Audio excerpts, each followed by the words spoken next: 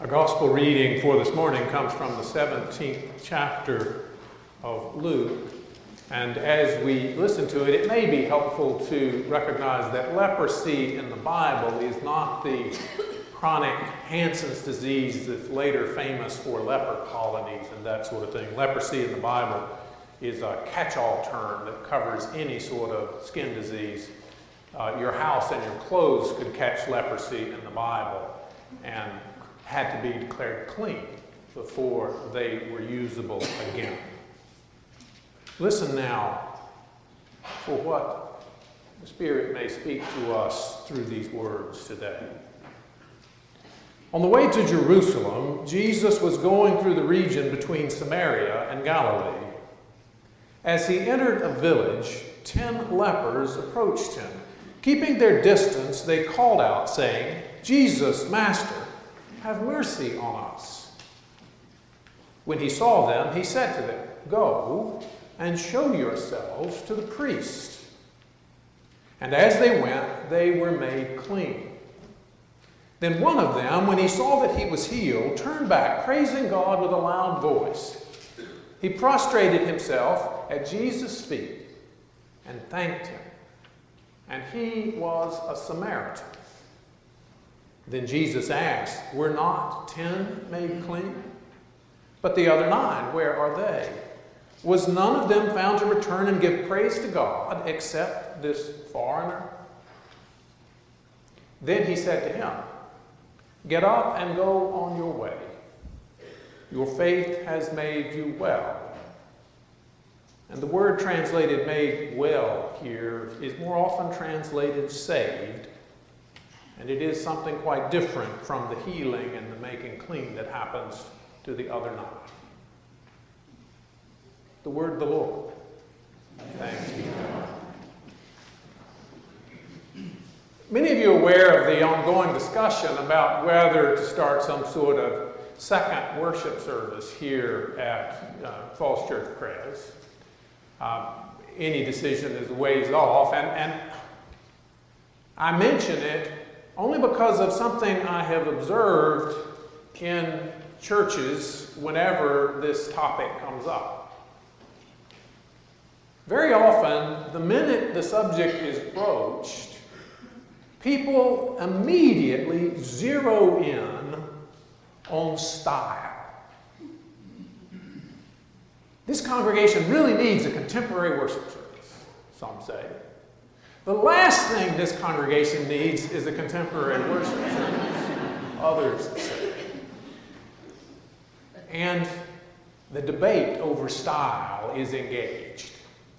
This has been carried out in so many congregations in recent decades that the term worship wars was coined to describe this battle over style. And in this argument, the focus is almost entirely on the how of worship. Now, when a friend and colleague, the person from whom I borrowed the idea of this sermon series, preached on today's topic on passionate worship, he told the story of a new church that began in 2001.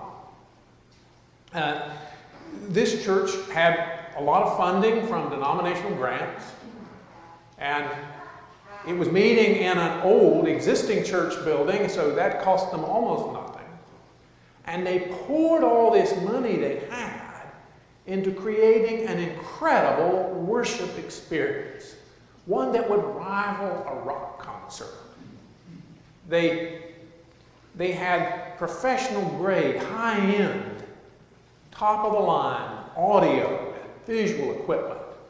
And they had the same caliber of stage lighting as well. And the church began with a lot of fanfare. It opened with videos and music and lyrics projected onto 3 different screens, including one in the back just for the members of the praise band. And they began with 50 people on the roster the first day, and they had doubled in size within a year. Now, my friend Steve was not involved in this church until fairly recently. He was part of a denominational administrative commission charged with closing this church.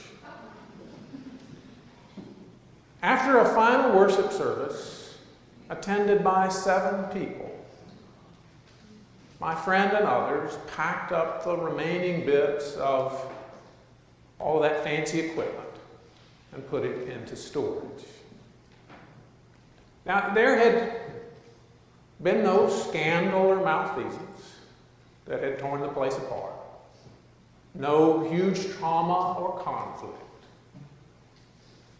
If there was an easy explanation for the demise of this congregation, it's likely found in their obsession with the how of worship. Our gospel reading for today features worship from a totally different perspective. 10 lepers approached Jesus, keeping their distance as they should, and hoping to be healed. And Jesus tells them to go and show themselves to the priest. Only priests could certify that those who were unclean because of leprosy had become clean. So Jesus' command implies, promises a healing, and indeed on the way, all of them discover that their skin condition has disappeared. Now, all 10 of these lepers exhibit a significant amount of faith. They all expect that Jesus can heal them.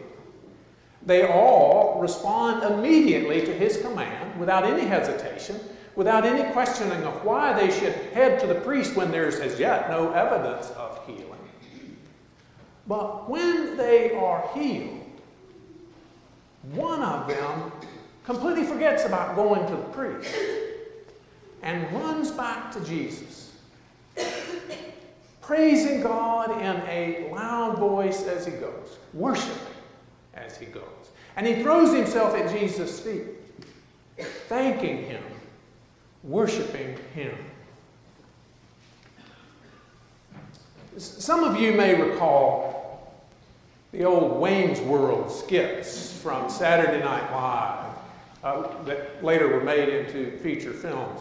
Mike Myers played Wayne, Dana Carvey, Garth, 2 slackers who did a local access cable show from the basement of Wayne's parents.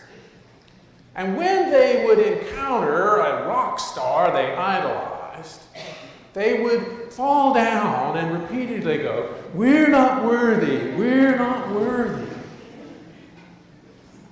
Wayne and Garth were ne'er-do-wells who did not know how to do much of anything right.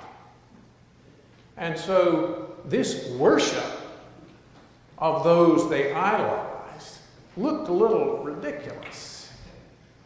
It was not so much about how, it was all about why. They were in the presence of one they adored and idolized, and they lost themselves. They made fools of themselves in worship. And something similar happens when that one leper goes back to Jesus. He throws himself down, looking a bit like Wayne and Garth, losing himself. And the story adds, and he was a Samaritan. In other words, he was a foreigner, ne'er-do-well loser. Surely those other 9 who went on to the priest knew a lot more about how to worship God correctly. But for this Samaritan, it's all about why. And Jesus says to him, "Get up and go on your way. Your faith has saved you, made you whole." Our English translation obscures it a bit, but something much bigger happens to this fellow than the heal or the make clean that happens to all 10 lepers. Something bigger is going on when he gets caught up in the why of worship, thanking and praising. Jesus says he is saved whole. How we worship matters. You have to have a style when you have a worship service. And some styles suit some congregations better, and other styles suit other congregations better. But as that church my friend helped close down discovered, the how of worship is not what makes worship work. You can do the how better than anyone else. And without the why, it is still little more than a performance, a show, or a rock concert in the case of that church that closed down. Because why, not how, is at the heart of worship. If people are thinking about trying church, they will likely go to some place where the style feels comfortable to them.